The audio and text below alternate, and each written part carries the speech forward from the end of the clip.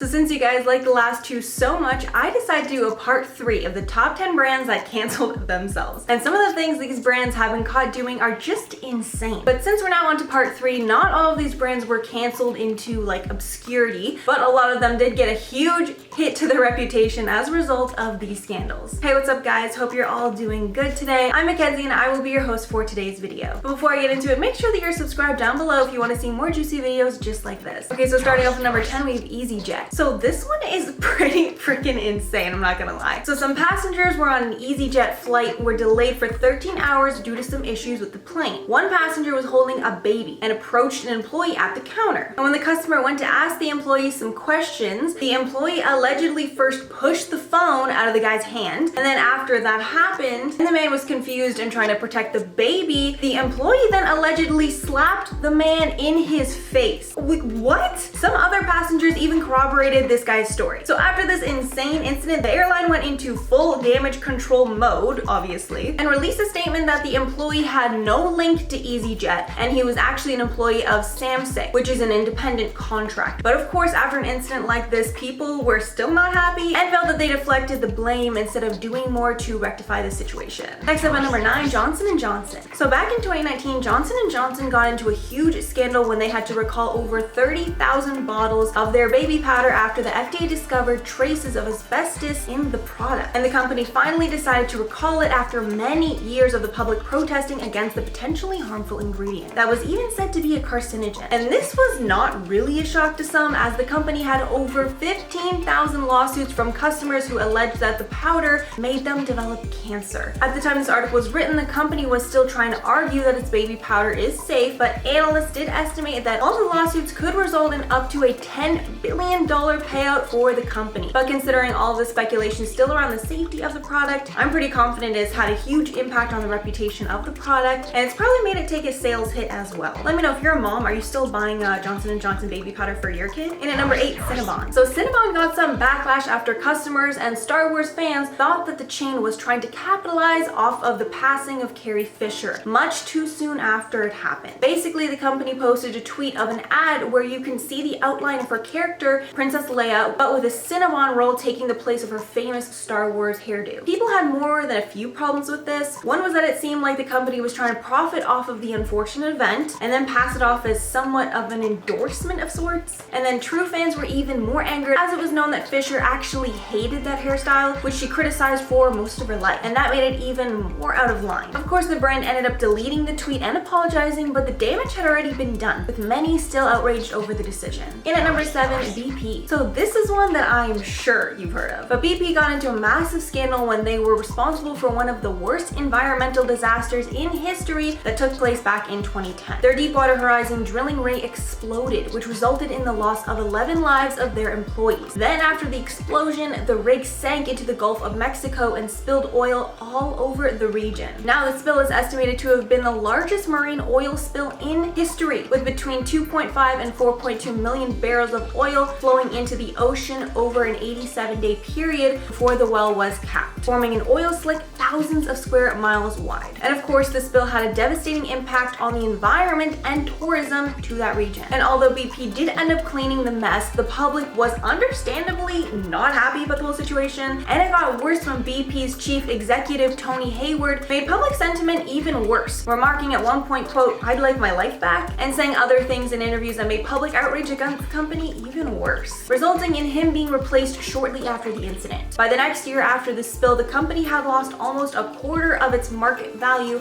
and it had spent over $40 billion in costs associated with the cleanup. And at number 6, Foxconn. So if you didn't already know, Foxconn is a Chinese company that manufactures an estimated 40% of the world's consumer electronics, including components for the iPhone, PlayStation 4, and Xbox One. But in 2010, there was massive outrage against the company after it was discovered that many of their employees had taken their own lives while working for the company, drawing much needed attention to the poor labor conditions at their factory. After much investigation took place, it was discovered that the average worker worked in 12-hour-long shifts and received a cafeteria meal allowance worth just 65 cents. And it was also determined that these employees took their lives as a protest against the terrible conditions. And after this was all discovered, the reputation of not only Foxconn, but Apple and HP were seriously tarnished. After this, Foxconn took somewhat of a no comment approach, which resulted in various protests protests against them in China. And Apple made a statement that they were sending their own team in to investigate the situation. But as of now, Foxconn still supplies Apple, which I guess says a lot about Apple themselves. Halfway through at number 5, Adidas. So Adidas got into some really hot water when, after runners completed the Boston Marathon in 2017, they received an email congratulating them for, quote, surviving the marathon. And this is very triggering considering the events that took place at the Boston Marathon in 2013 that resulted in lost lives and hundreds of injuries. Of course, after this, people were not happy with the unpleasant reminder of these events and urged the company to rethink that subject line. Thankfully, the company completely understood the backlash and apologized, writing, quote, "We are incredibly sorry. Clearly, there was no thought given to the insensitive email subject line that was sent Tuesday," in a statement they sent to Time. I don't think the brand suffered too much from this one. Next up at number 4 is FIFA. So if you're a really big soccer fan, you might have heard of this one. If not, we have a case of corruption here. Back in 2015, the US Department of Justice indicted executives and officials on charges of racketeering, wire fraud, and money laundering conspiracy. The indictment details over $150 million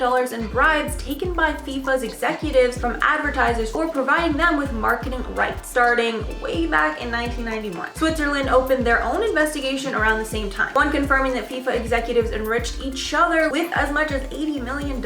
As a result of the scandal, FIFA reported net losses of $122.4 million in 2015, $368 million in 2016, and $191 million in 2017. So they definitely took a huge financial hit from this one. And I really want to know, if you're a soccer fan and you did hear of this, did it impact the way you looked at FIFA after? And at number 3, Turing Pharmaceuticals. So this one has just greed and disgust written all over it. So back in 2015, the former CEO of Turing Pharmaceuticals increased the cost of the life-saving drug Daraprim by 5,000%, driving the price of the drug from $13.50 to $750 per pill. The drug, which costs less than $1 to manufacture, is a medicine for a condition that can lead to life-threatening infections in people who are HIV positive and affects over 2,000 Americans a year. And I'm sure you guys have heard of this one, as it caused massive public outrage. The CEO was then required to testify in front of Congress over the company's pricing tactics and was eventually convicted in an unrelated case of securities fraud, for which he's currently serving a 7-year prison sentence. But this definitely is not the only case of a pharmaceutical company gouging prices, as the company that produces EpiPens boosted the product's price by over 400% one year. So unfortunately, it looks like consumers might encounter more of these as time goes on, but hopefully the government steps in and regulates this kind of stuff. And at number 2, Fyre Festival. Okay, so I truly don't know how it's taken me so long to talk about this one, but this was a disaster that was so bad it spurred a whole documentary on the incident. Back in 2017, a bunch of young people arrived on an island in the Bahamas expecting to see the greatest music festival of all time, as it had been advertised as a luxurious festival with top-tier talent on the beach, promoted by the likes of Kendall Jenner and Bella Hadid. But when patrons arrived, they discovered the whole thing was basically a sham, and the island was not prepared at all for people to be staying there. The site's housing was FEMA disaster relief tents,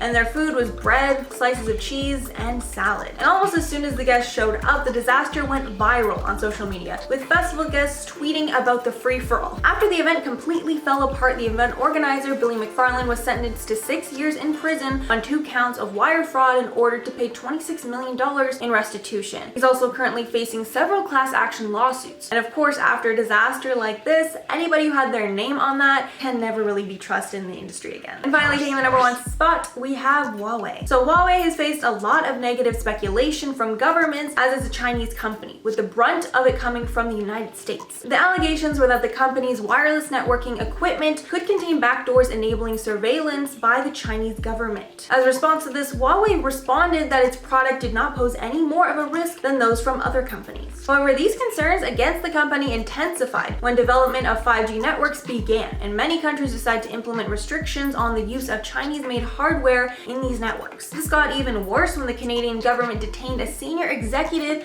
at HUAWEI named Meng Wanzhou, who happens to be the founder's daughter as well. And since the Chinese government was not happy about this, China then detained 2 Canadians as a retaliation. After this clear act of retaliation, both the US and Canada banded together against the company. And for our current update, the 2 Canadians are still detained in China, and Meng Wanzhou is still in Vancouver waiting for her situation to be legally resolved. But this is definitely not a good look for the company, and has caused many people outside of China to second guess buying any of their products. Okay guys, so that is all from me. Please let me know your thoughts on some of these companies below. But before I go, I'm gonna shout out a few comments from my celebrities that started out as YouTubers video. So Jennifer said, thought of Dylan when I read the title. Came here for him, found him. Yeah, he's actually one of the ones I didn't even know of before making the video, so it's just so cool. I love to see it. Love Dylan so much too. Then Axe said, Mackenzie's videos always consist of her talking about people I've never heard of. I enjoy watching nonetheless. What, really? Personally, I thought all these people were pretty famous, but I guess not too many of them are like